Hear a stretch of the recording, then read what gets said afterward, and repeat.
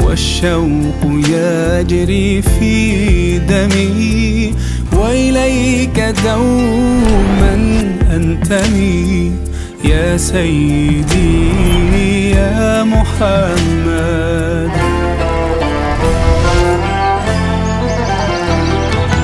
قلبي المتيم كلما صلى عليك وسلم ذاق السعادة مغرما يا سيدي يا محمد. قلبي المتيم كلما صلى عليك وسلم ذاق السعادة مغرما يا سيدي يا محمد.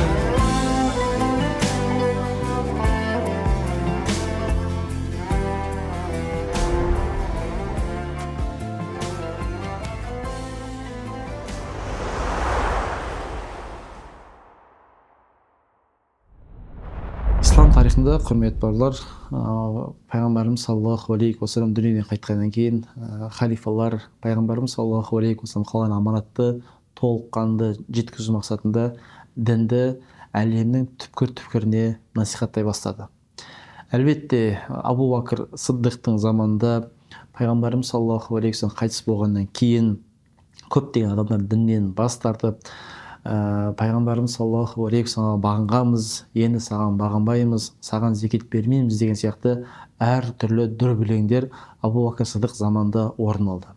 Алла тағаланың қалауымен Абу Бакр Сыддық осындай өте көптеген фитналардың, бүліктердің алдын алып, мұсылман мемлекетінің бірлігін сақтай ала алды. Кейіннен уақыт өте келе, құрметті бауырлар, мұсылмандардың әскері Омар ибн Хаттабтың заманында 3 континентті жаулап, исламның аясы кеңейе түсті. Алла тағаланың қалауымен Омар ибн Хаттаб Раббысымен қауышқаннан кейін халифалықты өз тізгініне Осман ибн Аффан алған болатын. Осман ибн Аффанның дәуірінде, құрметті бауырлар, мұсылмандар бұрын соңды істемеген, бұрын соңды тәжірибесінде болмаған жаңа бір белесті бағындырады. Ол әскери флот, яғни мұсылмандар теңізге шығып, сол теңізде өте көптеген дұшпандармен айқасып, соның бірі Византия әскерімен тікелей теңізде, ашық теңізде соғысқа шығып, мұсылмандар сол жерде жеңіске жеткен болатын. Ол жеңісті ислам тарихында Затул Сауари немесе екінші Ярмук соғысы деген атпен де танымал. Ұзақ жылдар бойы теңіз саласында, теңіз құрлығында жүзіп үйренген Византия империясы оп-оңай мұсылмандар жеңеміз деп ойлайды, бірақ Алла тағала мұсылмандарға қолдау білдіріп, сол жерде мұсылмандар үлкен жеңіске жеткен болатын. Осы теңіз флотының құратындығын, мұсылмандар теңізге шығып, ашық теңізде кемемен жүретіндігін пайғамбарымыз Мұхаммед саллаллаху алейхи уассалам сүйшілеген. Және сол жерде, сол теңізде тек қана елдер емес, соның арасында мұсылман әйелдер болатында пайғамбарымыз Мұхаммед саллаллаху алейхи уассалам баяндаған. Енді қандай әйел, қалай пайғамбарымыз ол кісі сүйіншіледі, біз сіздермен келесі видеода бөлісетін боламыз.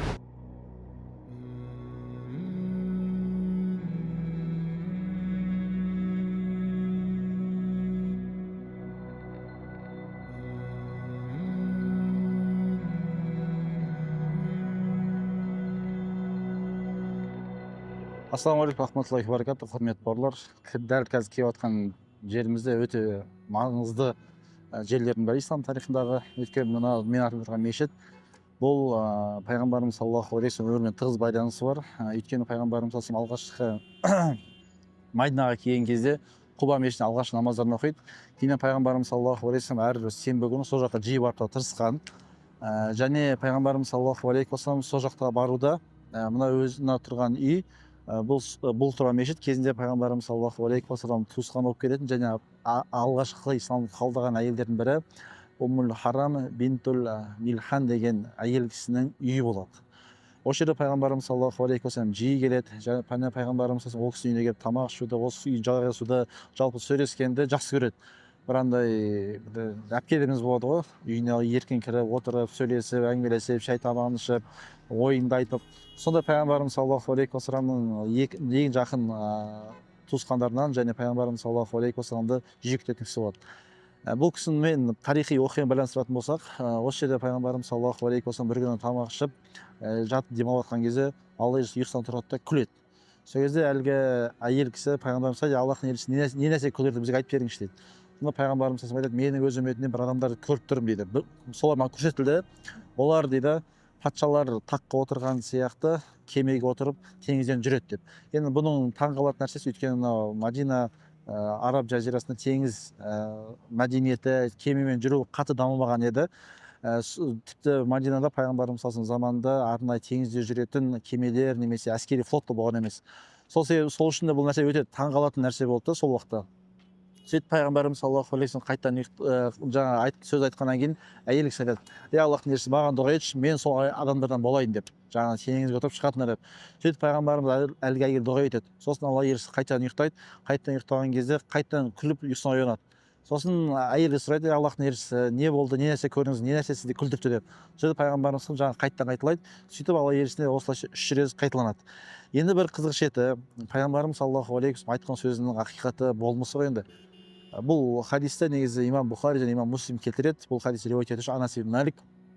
Кейін Алла тағаланың қалауымен Осман ибн Аффанның заманында мұсылмандар жан-жаққа ислам дауғын жүргізе бастайды. Сонда орын алған шеттен бірі мұсылмандар қазір Кипр аралынан барады. Сонда мұсылман әскерлері византиялықтармен қақтысқан кезде сол Кипрде үлкен соғыс болады. Сол Муғауия радиаллаху анху ислам тарихында ең алғашқы болып әскери флотты құра бастайды. Сөйтіп әскери флотпен сол жаққа барған кезде өзінің күйеуі Убада ибн Сомет болады. Сол Убада ибн Сометпен бірге әлгі әйел кісі Кипр жағасынан барады. Кипр жағасына барған кезде Алла тағаланың қалауымен әлгі кеме тоқтаған кезде осы анамыз теңізден құлап, кемеден құлап, мойнын үзіп алып, сол жерде қайтыс болады, жан тапсырады. Кейіннен сол кімнің анамыздың, Уммул Харам анамыздың сол жердегі қабірі қазір бар. Оны Осман империясында, Осман империясы арнайы ол кісіге арнайы мешіт салдырған. Және әлі күнге дейін Кипр аралында осы анамыздың атында мешіт тұр. Егер Алла сәтін салып, сол жақтарда саяхатта жүрсеңіздер, осындай мешіт көрсеңіздер, осы мешіттің тарихы осы жерден басталып Кипрға дейін барады. Және бұл жерде сөзсіз дәл қазірге болып жатқан біз айтып жатқан жерде пайғамбарымыз саллаллаху алейхи вассалам сөзсіз үлкен мұғжиза жатыр ғой негізі. Алла тағала пайғамбарымыз саллаллаху алейхи вассаламға болашақта болатын жайтты айтып береді. Және сол пайғамбар қалай айтты, болашақта солай орын алды.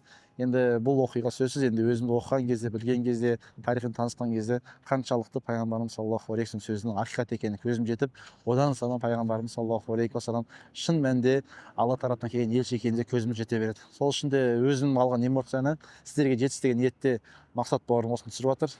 Мақсат Алла разы болсын. Бір қызық, құрметті балалар, осы Уммул Харам бинтіл Милхан анамыз қазіргі Кипр аралында жан тапсырады. Кейіннен Алла тағаланың қалауымен Осман империясының дәуірінде сол батыр анамыздың құрметіне сол жерде мешіт салынған болатын.